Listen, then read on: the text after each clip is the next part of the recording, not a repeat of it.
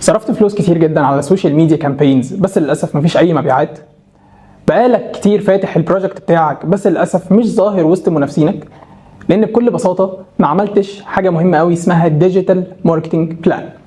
عشان كده هنا في كرييتيف اكاديمي بنوفر لك تيم كامل يقدر يساعدك في كل شغل الديجيتال ماركتنج، من اول البلان، الخطه المدروسه الكامله اللي هتقدر من خلالها تعرف انت فين من منافسينك ومنافسينك فين منك، تقدر تحدد اهداف مناسبه لامكانياتك، تقدر تحدد الاستراتيجي او الخطوات اللي هنقدر نحقق بيها الاهداف دي، تقدر من خلال البلان دي نحدد البلاتفورم او المنصات اللي هنبدا نشتغل عليها ككامبينز، وكمان نبدا مراحل التنفيذ. مراحل التنفيذ بتبدا معانا من الكونتنت استراتيجي والديزاينز وكمان الكامبينز البروفيشنال اللي بتبدا تشتغل عليها على السوشيال ميديا، وفي الاخر بنقدر نسلمك ريبورتات كامله بنقول لك احنا كنا فين ووصلنا معاك ليه.